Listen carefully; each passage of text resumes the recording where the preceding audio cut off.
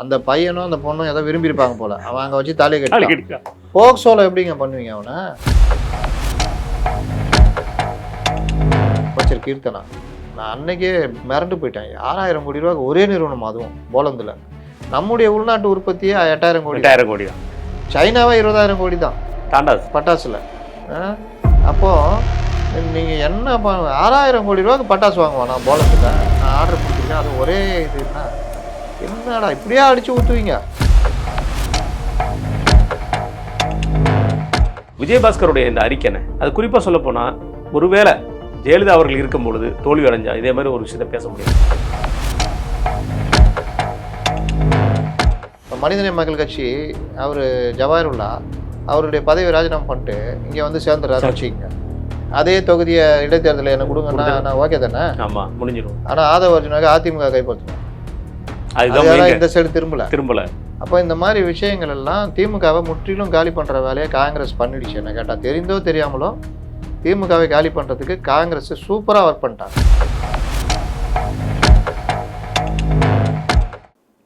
வணக்கம், இது உங்கள் டாக் வித் முத்தலீஃப். நான் உங்கள் வீரமணி. தமிழ்நாடோட சட்டமன்ற உறுப்பினர்களுக்கு பயிற்சி முகாம், விவசாய கடன், பயிர்க்கடன் 75,000 வரை தள்ளுபடி, டாஸ்மாக் விற்பனை சங்க ஊழியர்கள் வந்து ஸ்ட்ரைக், திமுக காங்கிரஸ்க்கு இடையே வார்த்தை முதல் முற்றுகிறது. இந்த மாதிரி பல்வேறு விஷயம் நம்ம பேச இருக்கோம். சப்ஸ்கிரைப் பண்ணாதவங்க சப்ஸ்கிரைப் பண்ணி பாருங்கள், ஹை பட்டன் ப்ரெஸ் பண்ணுங்கள், அது எங்களுக்கு ப்ரொமோஷனாக இருக்கும்.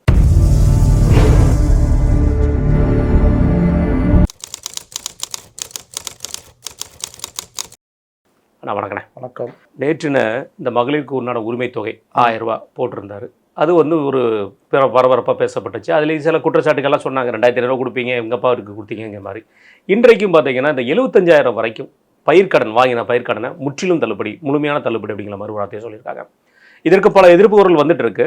50,000லேருந்து இந்த 75,000 ஜம்ப் பண்ணியிருக்காங்க. இது எப்படி பார்க்குறீங்க? நம்ம ஏற்கனவே பேசினதான், நபார்டு வங்கிக்கிட்டு நீங்கள் உடனே பணம் செலுத்தி ஆகணும். 60 நாள், ஒரு 2 மாதத்துக்குள்ளே பயிர்க்கடன் தள்ளுபடி 12,000 கோடி 14,000 கோடினா அறிவிச்சிடலாம், அவங்களுக்கும் அந்த தள்ளுபடி ஆகிடும். ஆனால் அதற்குரிய பணத்தை அவங்களுக்கு நீங்கள் கொடுக்கணும் கவர்மெண்ட்டு. அது இல்லை. ஏற்கனவே அந்த பிரச்சனைனால தான் டிஎம்கே கவர்மெண்ட்டு பண்ணாமல் விட்டாங்க. இப்போ இவர்கள் வந்து அதை பற்றி கவர்மெண்ட்டுடைய உள் விவகாரங்கள் தெரியாமல் வாக்குறுதி கொடுத்துட்டாங்க. இப்போ வந்து உள்ளே வந்தோம்னா தெரியுது. இப்போ ஓரளவுக்கு பண்ணலான்ட்டு ஒரு 4,500 கோடி ரூபா இன்றைக்கும் கூடுதல் செலவுன்னு சொல்கிறாங்க. அப்போ 75,000 ரூபாய் வரையும் வாங்கினவரும் முழு தள்ளுபடி, 1 லட்சத்துக்கு மேலே இருக்கவங்களுக்கு 25,000 35,000 ஆமாம், கிட்டத்தட்ட 8 லட்சம் பேர் வந்து 35,000 தள்ளுபடியோடு இருக்கிறாங்கன்னு சொல்லி அன்புமணி அவர்களோட அறிக்கை இருக்குது. அந்த அது வந்து உதவாது. இது வந்து யானைப்பசிக்கு சோளப்பொரி மாதிரி. அப்போ இந்த விவகாரத்தில் வந்து அரசு நீங்கள் என்ன பண்ணாலும் திமுகவும் மற்றவங்களும் இந்த விவசாயிகள் சங்கம் அதெல்லாம் தூண்டி விட்டு பண்ணிகிட்டே தான் இருப்பாங்க. அப்போ தெளிவாக ஒரு அறிக்கையோ மற்ற விஷயங்களோ பண்ணணும். இல்லை இதுக்கான கூடுதல் நிதி ஒதுக்கிறதுக்கான சாத்தியங்களை தேடணும். இல்லைன்னா பெரிய சிக்கல். ரைட்ண்ணா. தமிழ்நாடு சட்டமன்ற உறுப்பினர்களுக்கு பயிற்சி பட்டறை அது இன்றைக்கு துவங்கப்பட்டிருக்கு. துவக்கத்திலே வந்து எல்லா விளக்கு திரியும் ஏற்றிட்டார் முதல்வர். விளக்கேற்றுவது எப்படின்னு ஒரு பயிற்சி கொடுக்கணுமா? மரபை மீறி விட்டார் முதல்வர். இல்லை, அவர் வந்து மரபை மீறதெல்லாம் கிடையாது. அவர் வந்து பெரும்பாலும் விழாக்களில் கலந்துக்கிட்டு இருந்திருக்க மாட்டார். இருந்தாலும் இந்த மாதிரி விளக்கேற்றுறதுல இருந்திருக்க மாட்டார். இன்னொன்று, அரசு விழாக்கள்லாம் வந்து அவருக்கு இதான புதுசு. அது இதான் அந்த அதிகாரி தான் சார். எப்போதும் பக்கத்தில் ஒரு ஆள் இருப்பாங்க சார். ஒன்று தான் சார் ஏற்றணும் அப்படின்னு, ஒன்று நீங்கள் ஏற்றுனீங்கன்னா மற்றவங்க மற்றதை ஏற்றுவாங்க சார் சொல்லிட்டு கொடுக்கணும். ஆமாம், அவர் ஆனால் 5 ஏற்றிட்டாருன்னா இன்னொரு வேலை கொண்டு வந்து வச்சு மற்றதை ஏற்ற விட வேண்டியதான். அப்படி ஏற்றலாம் என்ன கெட்டு போகுதுன்றேன். இதெல்லாம் ஒன்றும் கிடையாது. அடுத்த தடவை ஒன்று ஏற்றிட்டு போகிறாரு போங்க. இங்கே நடைமுறை மேட்ரு கிடையாது, நாட்டை காக்கிறது தான் மேட்ரு. நீங்கள் அழகாக காத்தீங்க. அதான் இந்த இதில் இந்த விஷயங்களில் இந்த சட்டமன்ற உறுப்பினர்களுக்கு உண்டான பயிற்சி பட்டறை இதில் பேசும்போது சபாநாயகர் அவருடைய பேச்சு தான். நான் வந்து கன்னியா முறை வந்து நான் சட்டசபைக்கு வரும்போது நான் பல பிரச்சனைகளை சந்தித்தேன். அதில் ஒரு வார்த்தையை நான் சொன்னேன், என் மனதில் பட்டதை சொன்னேன். அதற்கு எந்த ஒரு தடையும் இல்லாமல் எம்ஜிஆர் அவர்கள் வந்து அலோவ் பண்ணியிருந்தாங்க, சபாநாயகரும் அலோவ் பண்ணியிருந்தாங்க. அதையும் தாண்டி வந்து ஒரு விஷயம் என்னென்னா, இந்த சட்டசபை எல்லாத்தையும் பார்த்துருக்கு. சபாநாயகர் முன்பு வந்து இருக்கை முன்பே வந்து ரகலை பண்ணதையும் பார்த்துருக்கு. நம்ம தவறாக நடந்தால் ஆட்சி மாற்றம் வர வரைக்கும் இது போகக்கூடிய நிலைமை, அதனால் கவனமாக இருக்கணும் அப்படிங்கிற ஒரு வார்த்தையும் சொல்லியிருக்காரு. சபாநாயகரோட இந்த ஸ்பீச் எப்படி பார்க்குறீங்க? சபாநாயகர் நிரம்ப அனுபவம் பெற்றவர். அவர் வந்து நீங்கள் எனக்கு தெரிஞ்சு நான் அடிக்கடி பதிவு பண்ணியிருக்கேன். மாநகராட்சி மன்ற கூட்டங்களில் எம்எல்ஏக்கள் அட்டன் பண்ணலாம். ஆனால் ஒரு எம்எல்ஏ கூட வந்து நான் பார்த்ததில்ல, ஜேசிடி பிரபாகரன் தவிர. ஓ வந்து ரெகுலராக உட்காந்துருக்காரு. இந்த தடவை அதை பயன்படுத்தி இப்போ தாவேகா எம்எல்ஏக்களை மாநகராட்சி மன்ற கூட்டத்தில் அனுமதிக்கணும். போய் அமருங்கன்னு சொல்லியிருக்காங்க. அவ்வளோ பேரும் சென்னையில் இருக்கவங்க 14 பேர் இருக்காங்களா? 14 22 இல்லை, 22 தொகுதி அடங்குனது. 22 பேர் வந்து உக்காந்தாங்கன்னா நல்லாயிருக்கும் உண்மையிலேயே. அப்போ அவங்களுக்கு அந்த மன்ற நடவடிக்கைகள்லாம் மாநகராட்சி மேயர் அவங்களுடைய ஆளுமையெல்லாம் பார்த்து தெரிஞ்சுக்கலாம்ல எப்படி செயல்படும். அதனால் இந்த மாதிரி ஒரு விஷயம் ஒன்று. ஆனால் பேச்சை பார்த்து கத்திடக்கூடாது திருப்பியும். பரவாயில்ல, நம்ம ரொம்ப இம்ப்ரூவ்மெண்ட்டாக இருக்கும் நினச்சிட்டாங்கன்னா அது வேறு பிரச்சனையாக இருக்கக்கூடாது. அது ஒன்று. ரெண்டாவது, மாநகராட்சியை 3ஆக பிரிக்கணும்னு ஒரு கோரிக்கை வந்துருக்குது. அந்த கோரிக்கையும் இது சிறப்பான கோரிக்கை. ஏன்னா 22 தொகுதிகளை வச்சுக்கிட்டு ஒரு மாநகராட்சின்றது சிக்கல். மாநகராட்சி 3ஆக பிரித்தாங்கன்னா 100 கவுன்சிலர் வச்ச ஒரு மாநகராட்சின்னா நல்லாயிருக்கும். 3 மேயர்கள், 3 துணை மேயர்கள், அது இதுன்னு. ஏன்னா பெரிய கடலுங்க கார்பரேஷன். அது வந்து மினி சட்டசபை மாதிரி. அதுக்கு பிரித்து விட்டால் தான் நிர்வாக ரீதியாக ஒர்க் பண்ண முடியும். அதில் கராத்தே தியாகராஜன் வச்ச கோரிக்கை முதல்வர் பரிசீலிக்கணும். நல்ல விஷயம். சென்னையும் கொஞ்சம் தேரும். இப்போ ஒரு மேயர் சரியில்லை, 2 மேயர் நல்லா இருக்கிறாங்கன்னா 2 மேயர் நல்லா இருக்கிற இடத்துல நல்ல வேலை நடக்கும். ஆமாம், கண்டிப்பாக. ஒரு மேயர் நம்ம மேயர் பிரியா மாதிரி இருந்தாங்கன்னா பரவாயில்லன்னு விட்டு போகலாம். இப்போ பரவாயில்ல கந்திஷ்டிக்கு அந்த மாதிரி. அதனால் பல விஷயங்கள் இதில் அடங்கியிருக்கு. நிர்வாக ரீதியாக மாவட்டங்களை பிரிக்கும் பொழுது மாநகராட்சி பிரிப்பது தப்பில்லை. இது ஒன்று. இப்போ ஜேசிடி பிரபாகரன் அவருடைய அனுபவங்களை சொல்லியிருக்காரு. ஒரு சட்டசபையில் எப்படி பேசணும், முதல்வர் எந்திரிச்சா பேசுகிற கேள்வி கேட்ட நிருபர், சரி கேள்வி கேட்ட சட்டமன்ற உறுப்பினரோ இல்லை அவர் எதிர்கட்சி தலைவராக இருந்தால் கூட உட்காந்துடணுன்றது மரபு. அதே மாதிரி சபாநாயகர் பெரிய தகராறு நடந்தால் சபாநாயகர் எஞ்சி நின்னார்னா எல்லாம் உட்காந்துடணும். இதெல்லாம் மரபு. பேசும்போது சபாநாயகரை பார்த்து தான் பேசணும். சண்டை எதிரை பார்த்துலாம் பேசக்கூடாது. கேள்வி கேட்கும்போது சபாநாயகர் அவர்களே அவர்களை விழித்து அவர்கிட்ட அவர் யார்கிட்ட சொல்கிறாரோ அவங்க வந்து சபாநாயகர் பார்த்து பதில் சொல்லுவாங்க. கேள்வி நேரம் அதை எப்படி பயன்படுத்துறது? சட்டசபையில் நீங்கள் உங்கள் தொகுதிக்கான விஷயங்களை கேள்வி நேரத்தில் கொடுத்து அது உடனே பதில் வராது. அது அந்த துறைக்கெல்லாம் போய் அதெல்லாம் கேட்டு அதெல்லாம் வரும். அப்போ அதுக்கு பொறுமையாக காத்திருந்தா அந்த வேலை. அதிக கேள்விகளை எழுப்புறது, சட்டசபையை சிறப்பாக பயன்படுத்துவது, 0 ஹவர்ஸில் எப்படி செயல்படுறது, அப்புறம் எதிர்கட்சிகள் அவர்கள் எப்படி செயல்படுறது. எதிர்கட்சிகளுக்கு எனக்கு என்னென்னு யாராவது இருந்துச்சு மந்திரி பேசிகிட்டு இருக்கும்போது ஏய் அவர் தான் சொல்லுங்கிறார்ல உக்காரியா அப்படின்னா அப்படி பண்ண முடியாது. ஆமாம். அமைச்சர் இருந்துச்சா கூட உறுப்பினர் உட்காந்துருக்காங்க. அமைச்சர்கள் தான் பதில் சொல்லுவாங்க.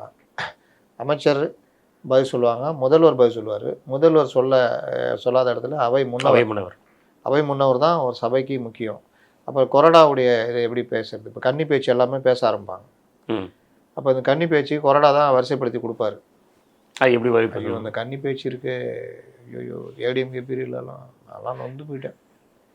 அவன் 15 நிமிஷம் பேசுகிறானா, அம்மா 12 நிமிஷம் அம்மா அம்மா அம்மா அம்மா இவங்களும் போல ஆரம்பிச்சாங்களே. அதான் சொல்கிறேன், தயவுசெய்து சபாநாயகர் அவர்களே கொஞ்சம் கட்டுப்படுத்துங்க, எங்களை காப்பாற்றுங்க. முதல்வர் அவர்களே இதெல்லாம் வேணாம், நேராக விஷயத்துக்கு வாங்கன்னு சொல்லிவிடுங்க, வேலை முடிஞ்சிடும். நேரம் அலுவல் நேரமும் கம்மியாக வாய்ப்பு இருக்கும். ஏன்னா 12 நிமிஷத்துல 8 நிமிஷம் பேசி 4 நிமிஷம் தான் மேட்டர் பேச போகிறோம். அந்த 4 நிமிஷம் மட்டும் இருந்தாலே போதுமே, நல்லாயிருக்கும். அதே மாதிரி இன்னும் பல விஷயங்கள், மானிய கோரிக்கைகள் மேலே பேசுகிறது, கேள்வி கேட்குறது, ஆளுங்கட்சியாக இருந்தாலும் தொகுதிக்காக கோரிக்கைகளை வைக்கிறது, இது மாதிரி பல விஷயங்களுக்கு நீங்கள் புத்தாக்க பயிற்சியில் கொடுப்பாங்க. சபை நடவடிக்கைகள் எப்படி இருக்கும் அந்த மாதிரி விஷயங்கள்லாம் அதெல்லாம் அவர்களுக்கு ஒரு பயிற்சி தான். இதை வந்து பலரும் இதாகி அடுத்த கட்டத்துக்கு போவாங்க. உரிமை மீறலுக்குள்ளே என்னென்ன வரும் அந்த மாதிரி விஷயங்கள்லாம் ரொம்ப முக்கியம். ரைட்ண்ணே. இது ஒரு புறம் இருக்கும்போது டாஸ்மாக் சங்க விற்பனையாளர்களோட ஸ்ட்ரைக் இன்றைக்கு குடும்பத்தோடு ஸ்ட்ரைக் பண்ணிகிட்டு இருக்காங்க. அவங்க குறிப்பிட்டு சொல்லக்கூடிய வார்த்தைகள் வந்து என்னென்னா, நீங்கள் எங்களை 10 ரூபாக்குள்ள நிப்பாட்ட சொல்கிறீங்க, நாங்கள் நிப்பாட்டுறோம். ஆனால் 1200 கோடி ரூபா அந்த பாக்ஸில் பீர் பாட்டிலில் போன லாபத்தை அதை எங்களுக்கு சம்பளமாக பிரித்து கொடுத்தா நாங்கள் எதுக்கே 10 ரூபா கேட்க போகிறோம் அப்படிங்கிற ஒரு விஷயத்தையும் போன கவர்மெண்ட்டில் ஏன் கேட்கல? சரி ரைட்டு, அவங்க கோரிக்கை நியாயமானது. ஏன்னா டாஸ்மார்க் ஊழியர்களுடைய அவலங்கள், அவருடைய கஷ்டங்கள் வந்து ரொம்ப நைட்டு 10 மணிக்கு முடிச்சுட்டு வீட்டுக்கு போய் கணக்கு வழக்கெல்லாம் முடிச்சுட்டு 11 மணிக்கு மேலே கிளம்பி போகலாம், ரொம்ப கஷ்டம். காலைல 12 மணிக்கு அந்த இடத்துல இருக்கிறதே கஷ்டம். பல வகையான ஆட்கள் வருவோம். அப்போ 10 to நைட்டு 12ன்னா நீங்கள் யோசிச்சு பாருங்கள், வாழ்க்கையில் எதுவுமே செய்ய முடியாது. நீங்கள் ஆமாம் 12 மணிக்கு நீங்கள் வரணுன்னா, காலைல நீங்கள் ஊர்லேருந்து வரீங்கன்னா இல்லை வேலை கிளம்பி வரணும்னா 10 மணிக்கு கிளம்பினா உங்களுடைய வாழ்க்கை 12 மணி நேரம் 13 மணி நேரம் இதுலேயே போயிடுது. இதில் சண்டே கிண்டே லீவு, மற்ற விஷயங்கள் வீக் ஆஃப், இது மாதிரி பல விஷயங்கள் பிரச்சனை. இதில் இதில் தேனை நாங்கள் எடுத்துக்கிறோம், நீ அப்பப்போ புறங்க என்னைக்கின்ற மாதிரி தான் அந்த 10 ரூபா அந்த மாதிரி மேட்டர்லாம். அப்போ இதெல்லாம் தடுக்கணும். அந்த இன்னொன்று அரசு ஊழியர்களாக வரணும்னா பட்டதாரிகள் எல்லாருமே உள்ளே வந்தாங்க. ம். இவர்களே ஒரு இது மாதிரியே ஒரு 12,000 10,000 தான் வச்சுருக்காங்க. நீ திருடிக்கோன்ற மாதிரி தான். ம். அப்போ அதை தடுத்து ஒரு முறையான ஊதியத்தை அவர்களுக்கு கொடுத்து டாஸ்மார்க்கை முறைப்படுத்தி பண்ணிங்கன்னா அந்த லாபத்தில் அவங்களுக்கும் கொடுங்க. பங்கு பெரிய பங்கு வரும். ஊழியர்கள் தானே அவங்க. 12 மணி நேரம் வேலை வாங்குறீங்களா? ஏன்னா அந்த இடத்துல உட்காந்துருக்க முடியுமா? 3 பேர் 4 பேர் 8 மணி நேரம் தான் ஒருத்தருக்கு வேலை. ஆமா. அரசு ஊழியர்கள் அந்த 8 மணி நேரத்துக்கே ரொம்ப சடைச்சிக்குவாங்க. அரசு ஊழியர்லாம் லீவ்ல இருக்கும்போது கூட இவங்க வேலை பார்த்துட்டு அதுதான் இருப்பாங்க. சொல்கிறேன். பொங்கல் 8 அன்னைக்கு மணி நேரத்துக்கே சடைச்சிக்குவோம். இப்போ 10 மணிக்கு வர சொல்லிக்கிறாங்கல்ல, ஆமா. அதெல்லாம் இப்போ எல்லாம் கடுமையான கோபத்தில் இருப்பாங்க விஜய் மேல். ம். இவர் என்ன இவர் அந்த முதல்வர் இருக்கும்போது எப்படி இருந்தது தெரியுமா? ஈஸியா இருக்கும். இன்னொன்று பாதி நேரம் அவங்க நீங்கள் சில குறிப்பிட்ட துறைகள் மட்டும் தான். இப்போ பேருந்து போக்குவரத்து தொழிலாளர் இருக்காங்கல்ல, ஆமா.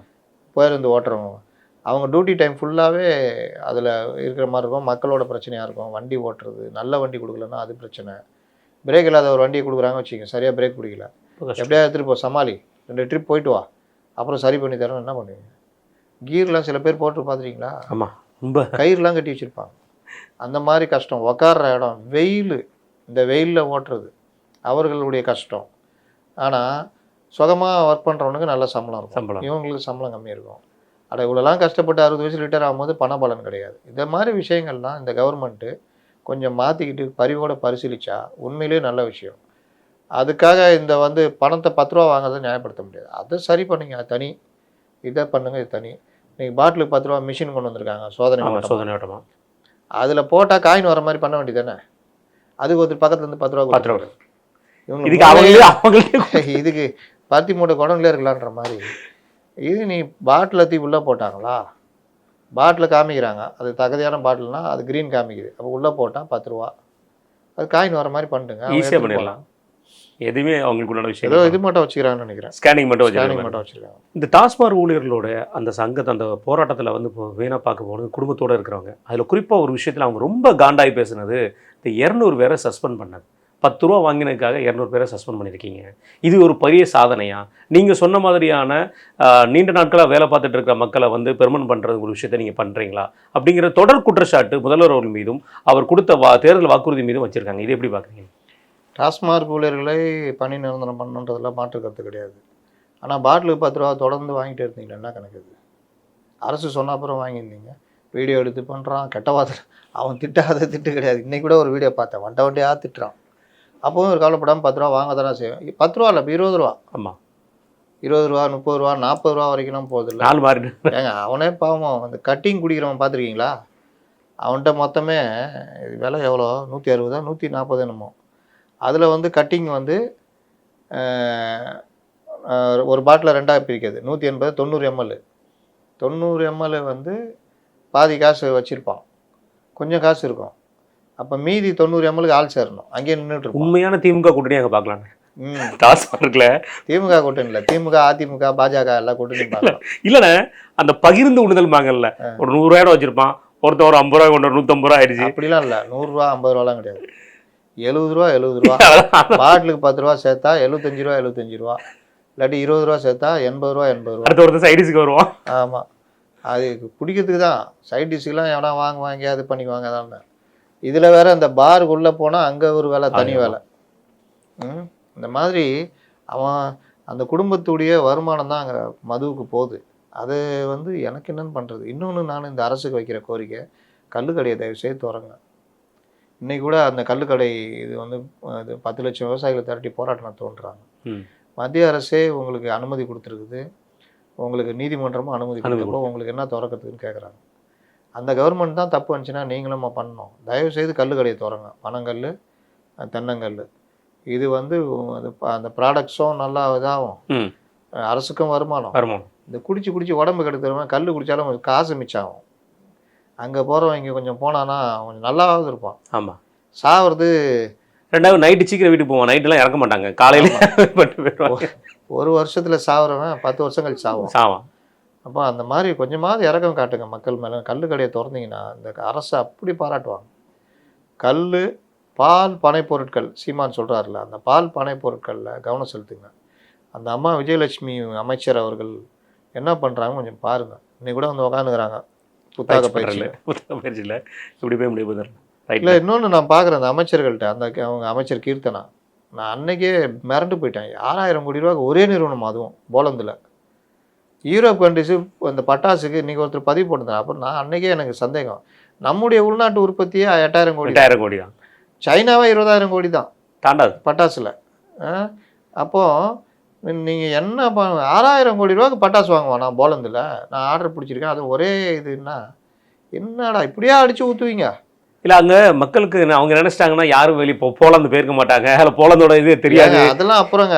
பட்டாசு உற்பத்தி நமக்கு 8000 கோடிங்க ஒரு வருஷத்துக்கு. முதல்ல அந்த டீட்டெயில்ஸ் எடுத்து பார்த்தா இவங்க மினிஸ்டர் அந்த வெப்சைட்டில் உள்ளே போய் தட்டினா மொத்தம் எவ்வளோ கோடி ரூபாய்க்கு இம்போர்ட் ஆகுது, எவ்வளோ கோடி ரூபாய் எக்ஸ்போர்ட் ஆகுது, எல்லா டீட்டெயிலும் எந்தெந்த கண்ட்ரிக்கு போகுதுன்னே தெரிஞ்சிடும்.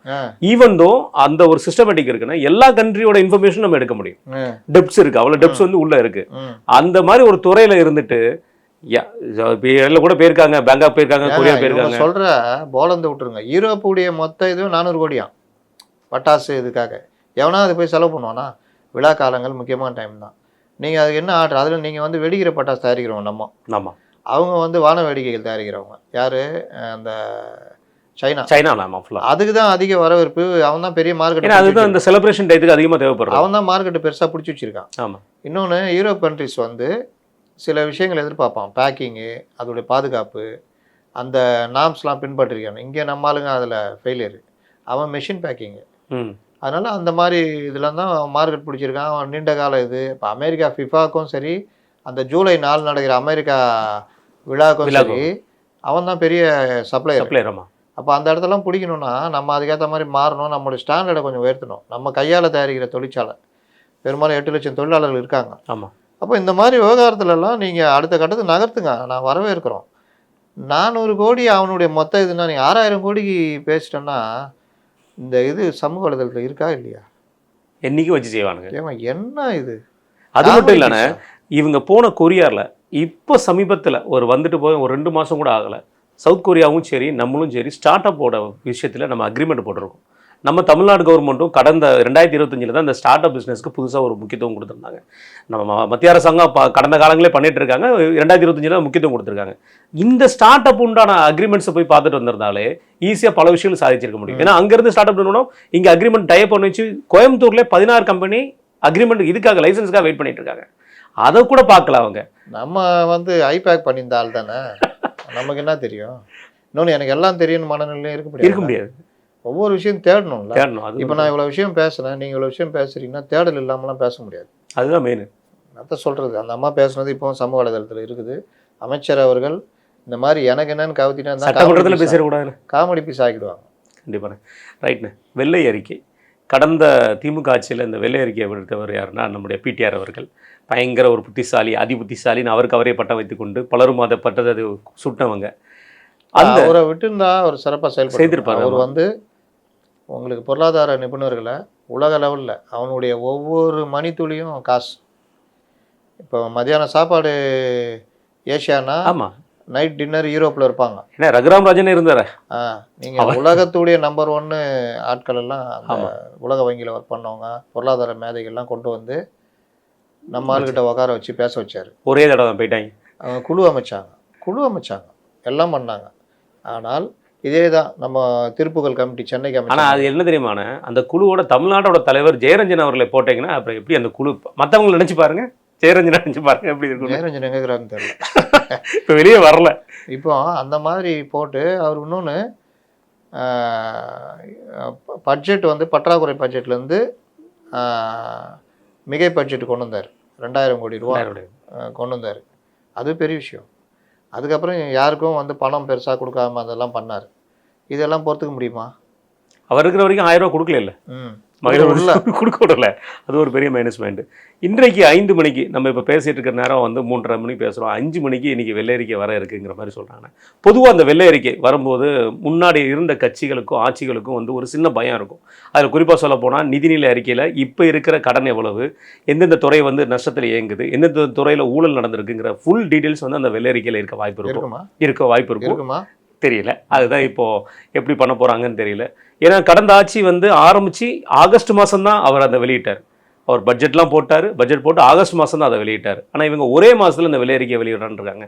எப்படி பார்க்குறீங்க? சட்டசபை நல்லாயிருக்கும், சட்டசபையாக சண்டை சபையாக மாற வாய்ப்பு இருக்குது, சட்டசபையாக இருக்கும். பார்ப்போம். வந்தோன்னே அதை படிச்சுட்டு தான் நம்ம எதுவும் முடிவு போட முடியும்.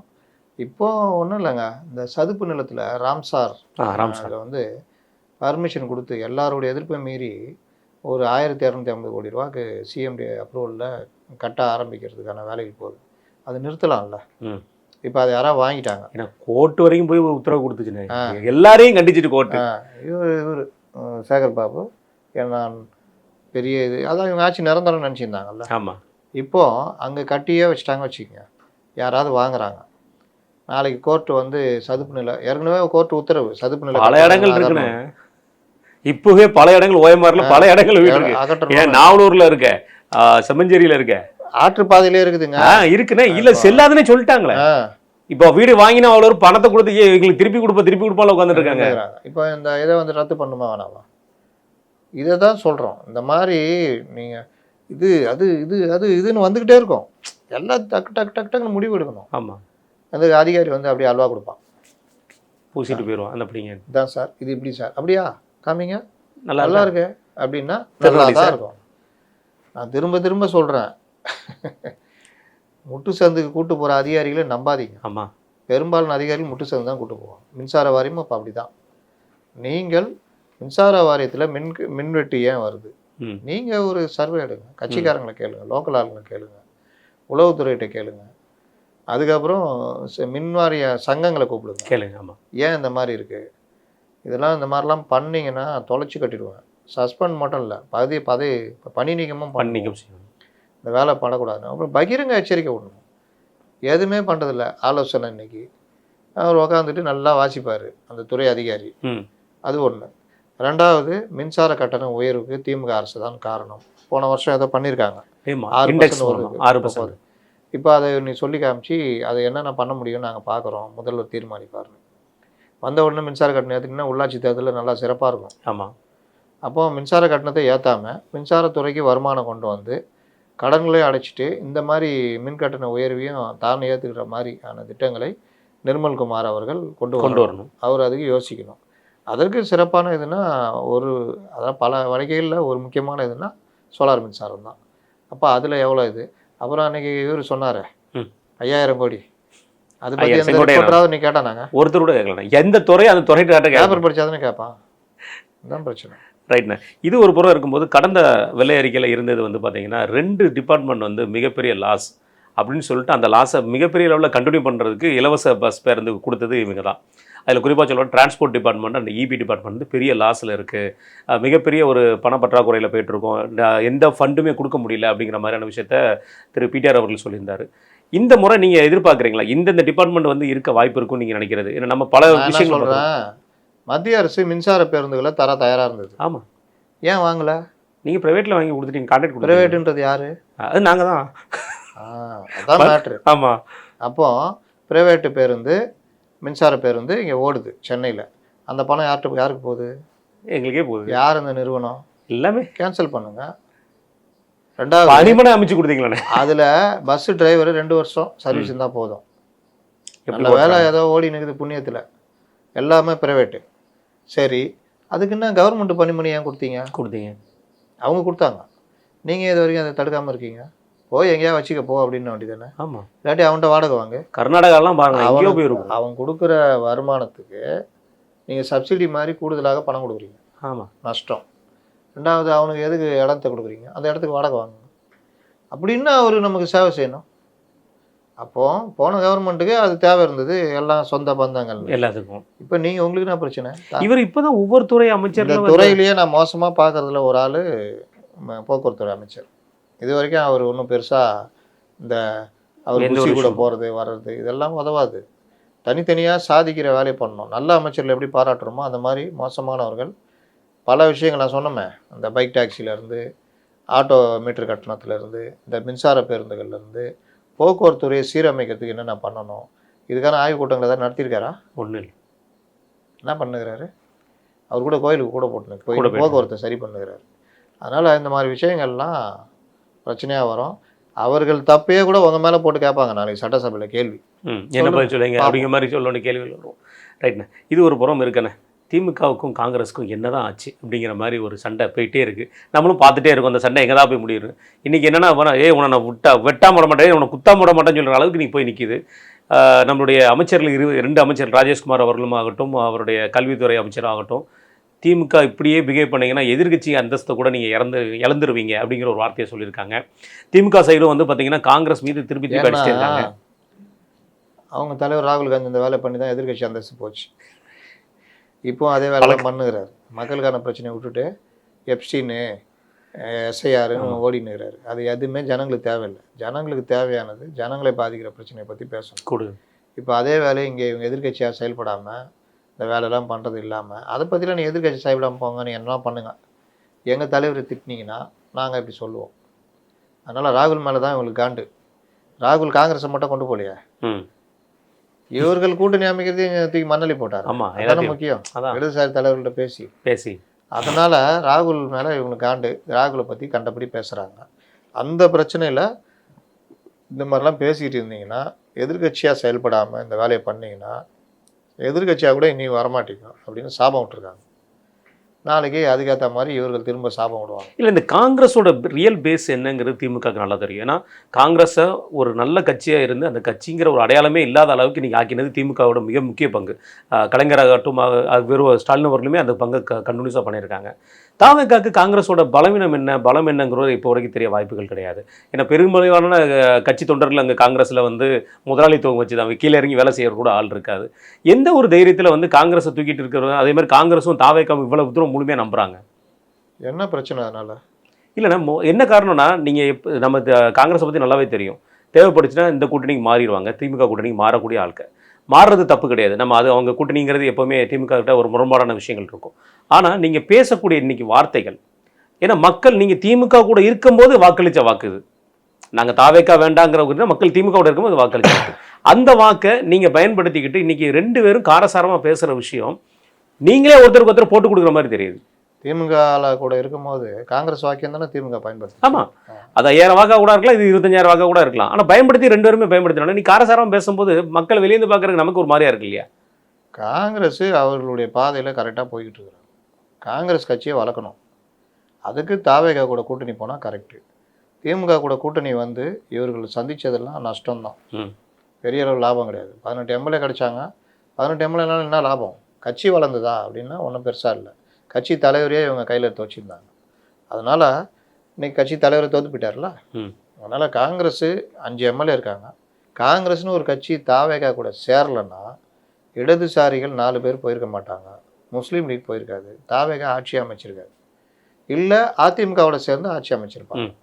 அதுக்கு ஆட்சி அமைக்கிறதுக்கு 25 பேர் வந்தாங்க. அது இதெல்லாம் அப்போ அவங்க ஒரு 10 அமைச்சர்கள் மேலே கேட்டிருப்பாங்க. அது ஒரு மாதிரி ஓடி இருக்குன்னு வச்சுக்கோங்களேன். காங்கிரஸ் கூட சேர்றதுனால இஸ்லாமியர்கள் மற்ற சிறுபான்மை மக்களுடைய இது கிடைக்கும். அதிமுகவோட சேர்ந்து அமைச்சிருந்தா அந்த இது உங்களுக்கு துண்டாக இருக்கும். இன்றைக்கி முஸ்லீம் லீக்கு தாவேகா கூட்டணியில் இருக்கிறதுனால தான் நாளைக்கு இஸ்லாமியர்கள் மற்ற விஷயங்கள்லாம் திமுகவுக்கு சிக்கலாக மாறும்.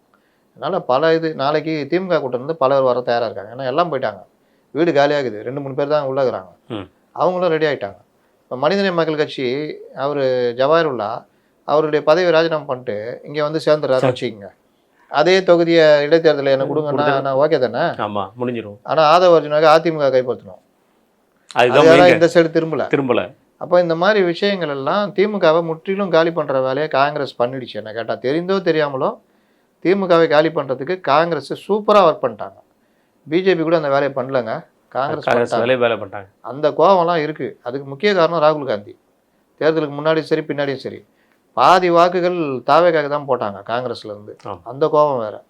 அப்போ இவர்கள் என்னன்னா ஒரு எஜமான் என்கிட்டே வேலை செஞ்சுட்டு என்கிட்டே சம்பளத்தையே வாங்கிட்டு எனக்கே வேலை காமிச்சான்ற மாதிரி மனோபாவத்தில் இந்த கூட்டணி கட்சிகளை அணுகுறாங்க.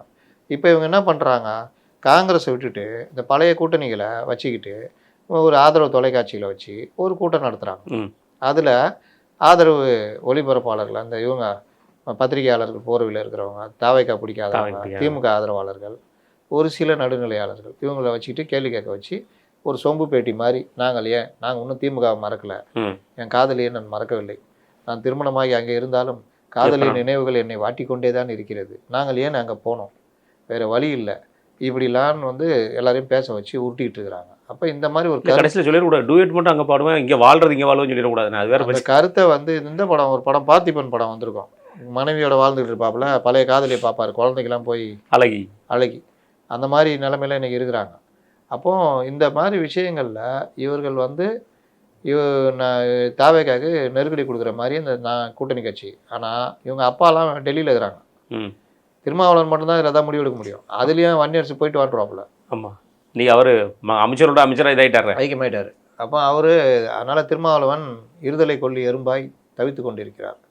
மற்ற கட்சிகள் நீங்கள் என்ன வேணால் பேசிங்க, டெல்லியில் அப்பாங்க இருக்காங்க, அப்பாங்க தீர்மானிச்சுக்குவாங்க. அதனால் இங்கே இருக்கிற ஊடகங்கள், ஆதரவு ஊடகங்களை வச்சு ஒரு கருத்தை உருவாக்கிட்டு இருக்காங்க. அதுதான் நேற்று பேட்டிலாம். ஏன் அதில் காங்கிரஸ் கூப்பிடல? அதான் தெரியல என்ன காரணங்களே. காங்கிரஸ் அடிக்கும் அது விவரமும் தெரிஞ்சுதான் பண்ணிடுறேன். அதனால காங்கிரஸ் கூப்பிடல. ரெண்டாவது செல்வ பிறந்தகைன்னு வரும்போது ஆட்டோமேட்டிக்காக தெரியும்லண்ணே. இல்லைன்னா யாரும் இவரை கூப்பிடுவாங்க, எப்படி கூப்பிடுவீங்க? ராஜேஷ்குமாரை கூப்பிடுவாங்க. ராஜேஷ்குமார் இவங்க தான் கூப்பிடணும். கண்டிப்பான. அடுத்து அதிமுக நடந்திருக்கிற விஷயங்கள்ண்ணே.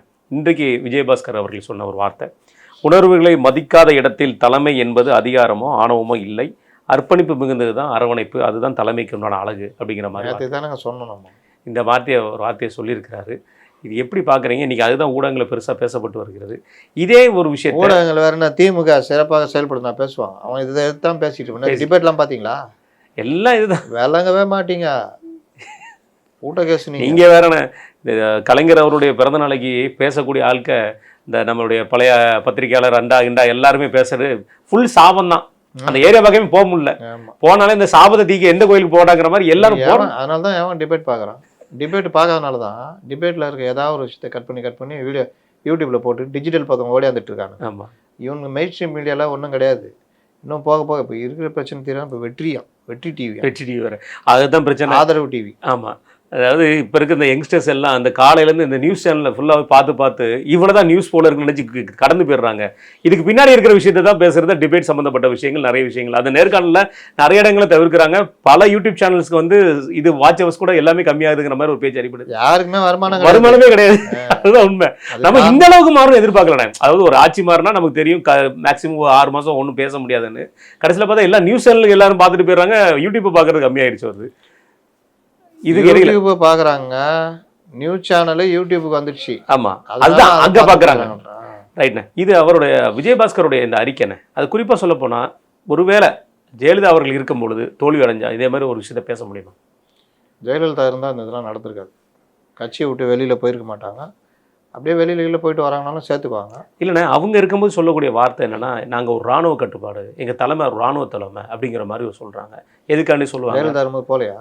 இல்லை, போயிருக்காங்க. அப்போ இவங்களாம் பேசலை. இல்லை, இன்னைக்கு கட்சிக்கு எதிராக பேசிக்கிறாங்க. இவங்க ஜெயலலிதா அவர்கள் இருக்கும்போது பேசியிருக்காங்க. 96ல். ஏன்னா அது வேறண்ணே.